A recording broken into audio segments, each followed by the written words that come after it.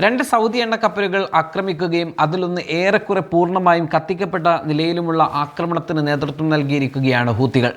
സൗദിയുടെ നിയന്ത്രണത്തിലുള്ള എൻസലിയെ, ലൈല എന്നീ രണ്ട് വലിയ സൗദി എണ്ണക്കപ്പലുകൾക്ക് നേരെയാണ് ഹൂത്തികൾ മിസൈൽ, ഡ്രോൺ എന്നിവ ഉപയോഗിച്ചുകൊണ്ടുള്ള ആക്രമണങ്ങൾ നടത്തിയത്.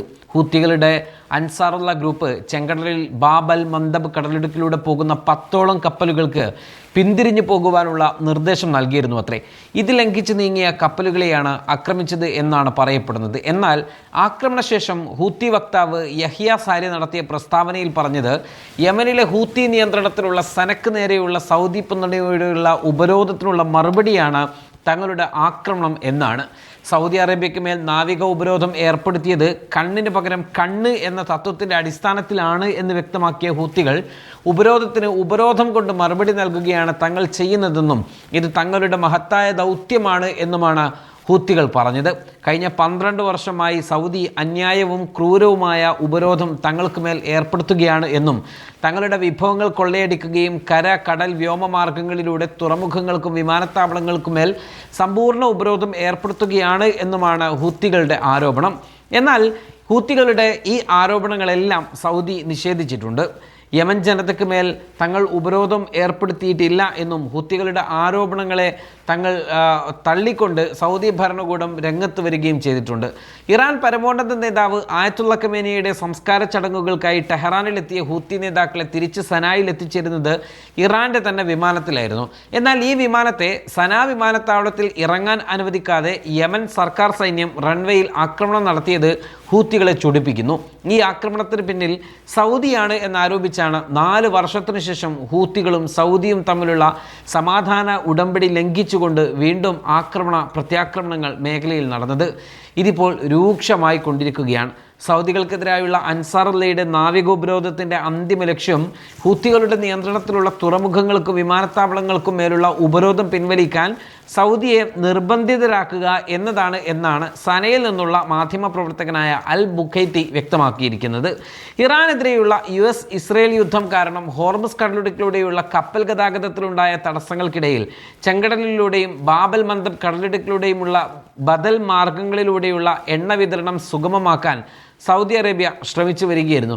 എന്നാൽ ആ പാതയും ഇപ്പോൾ ഹൂത്തികളുടെ ഭീഷണിയിലായിരിക്കുകയാണ്. 2023 ഒക്ടോബറിൽ ഗസക്ക് നേരെ നടന്ന ഇസ്രായേൽ വംശഹത്യാ യുദ്ധം ആരംഭിച്ചതിന് തൊട്ടു പിന്നാലെ ബാബ് അൽ മന്ദബിന് ചുറ്റുമുള്ള കപ്പലുകളെ ആക്രമിക്കാൻ തുടങ്ങിയതോടെയാണ് ഹൂത്തികൾ ആഗോള വ്യാപാരത്തെ തടസ്സപ്പെടുത്തിയത്.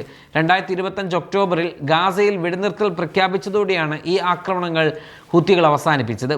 സൗദിക്കെതിരെ ഉപരോധം ഏർപ്പെടുത്താൻ ഹൂത്തികൾക്ക് സാധിക്കുമോ എന്ന് സംശയിക്കുന്നവർ ഇസ്രയേലി തുറമുഖങ്ങളിലേക്കുള്ള ചെങ്കടൽ പാത ഹൂത്തികൾ എത്ര വിജയകരമായാണ് അടച്ചത് എന്ന് ഓർക്കണമെന്നാണ് സനയിൽ നിന്നുള്ള ആ മാധ്യമ പ്രവർത്തകൻ വ്യക്തമാക്കുന്നത്.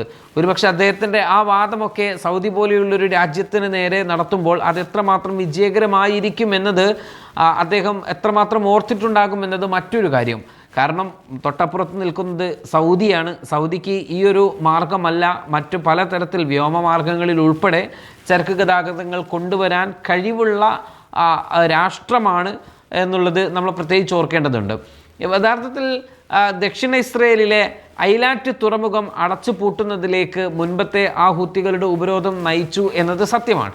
2025 മെയ് മാസത്തിൽ കരാറിനെ പരാമർശിച്ചുകൊണ്ട് അൽ ബുഖൈത്തി പറയുന്നത് ഒടുവിൽ ഒമാൻ്റെ മധ്യസ്ഥതയിൽ അമേരിക്കക്കാർക്ക് ഹൂത്തികളുമായി ഒരു കരാറിലെത്തേണ്ടി വന്നു എന്നത് നിങ്ങൾ കണ്ടില്ലേ എന്ന ഒരു അവകാശവാദത്തോടെയാണ് ഹൂത്തി അനുകൂലിയായിട്ടുള്ള ഈ മാധ്യമ പ്രവർത്തകൻ്റെ ഒരു അവകാശവാദം ഉണ്ടായിരിക്കുന്നത്. എന്നാൽ സൗദിയെ സംബന്ധിച്ചിടത്തോളം സൗദിക്ക് വലിയ ബന്ധങ്ങളുണ്ട്. അതോടൊപ്പം തന്നെ അമേരിക്കയുടെ നിസ്സീമമായിട്ടുള്ള പിന്തുണയുണ്ട്. പാകിസ്ഥാൻ്റെ 8000-ഓളം വരുന്ന ആർമി ഈ ഹൂത്തി ആക്രമണത്തെ പ്രതിരോധിക്കാൻ ആ മേഖലയിൽ സന്നദ്ധരായി നിലയുറപ്പിച്ചിട്ടുണ്ട്. ഇങ്ങനെയൊക്കെ നിൽക്കുമ്പോൾ ഇത്തരം ഇനിയൊരു ഹൂത്തി ആക്രമണത്തെ സൗദി എങ്ങനെ നേരിടും എന്നതൊക്കെ നമുക്ക് കണ്ടറിയേണ്ടതാണ്. ചെങ്കടലിനെ ഏദൻ ഉൾക്കടലുമായി ബന്ധിപ്പിക്കുന്ന ബാബ് അൽ മന്ദബ് കടലിടുക്ക് എണ്ണ കയറ്റുമതി ഉൾപ്പെടെയുള്ള ലോകത്തിലെ ഏറ്റവും പ്രധാനപ്പെട്ട കപ്പൽ പാതകളിൽ ഒന്നാണ്. വടക്ക് കിഴക്ക് യമനും തെക്ക് പടിഞ്ഞാറ് ഹോൺ ഓഫ് ആഫ്രിക്കയിലെ ജിബൂട്ടി, എറിത്രിയ എന്നീ രാജ്യങ്ങൾക്കും ഇടയിൽ സ്ഥിതി ചെയ്യുന്ന ഈ ചെറുകടലിടുക്കിന് അതിൻ്റെ ഏറ്റവും ഇടുങ്ങിയ ഭാഗത്തിന് വെറും 29 കിലോമീറ്റർ അഥവാ 18 മൈൽ മാത്രമാണ് വീതിയുള്ളത്. ഇത് സൂയസ് കനാൽ ഉപയോഗിക്കുന്ന കപ്പലുകൾക്ക് പോകുന്നതിനും വരുന്നതിനുമായി ഗതാഗതത്തെ 2 ചാനലുകളാക്കി പരിമിതപ്പെടുത്തുകയും ചെയ്തിട്ടുണ്ട്. 2024 ഏകദേശം 4.1 ബില്യൺ ബാരൽ ക്രൂഡ് ഓയിലും ശുദ്ധീകരിച്ച പെട്രോളിയം ഉൽപ്പന്നങ്ങളും ഈ കടലിടുക്കിലൂടെ കടന്നുപോയി എന്നാണ് കണക്ക്. ഇത് ആഗോള അളവിൽ ഏകദേശം 5% എന്നും ഓർക്കണം. ഫെബ്രുവരി അവസാനം ഇസ്രയേലും അമേരിക്കയും ഇറാനെതിരെ യുദ്ധം ആരംഭിച്ചത് മുതൽ ഹോർമസ് കടലിടുക്ക് പൂർണ്ണമായും അടച്ചിട്ട സാഹചര്യത്തിൽ ബാബൽ മന്ദബ് കൂടി അടച്ചുപൂട്ടുന്നത് ലോകത്തിലെ എണ്ണ വ്യാപാര വിതരണത്തിൻ്റെ 25%യും തടസ്സപ്പെടുത്തിയേക്കുമെന്ന വലിയ പ്രതിസന്ധിയിലേക്കാണ് കാര്യങ്ങൾ നയിക്കുന്നത്. ഏതായാലും സൗദിയുടെ കപ്പൽ ആക്രമിച്ചതോടെ മേഖല വീണ്ടും സംഘർഷ ഭീതിയിലേക്ക് മാറിയിട്ടുണ്ട്. സൗദി പോലെ കരുത്തുറ്റ രാജ്യത്തിനെതിരായ ആക്രമണത്തെ കയ്യും കെട്ടി നോക്കിയിരിക്കാൻ ഏതായാലും സൗദി അധികൃതർക്ക് സാധിക്കില്ല എന്നുറപ്പാണ്. തിരിച്ചടി എങ്ങനെ, ഏത് സമയം എന്ന് മാത്രമേ ഇനി അറിയേണ്ടതുള്ളൂ. waytonikah.com, the exclusive Muslim matrimonial site.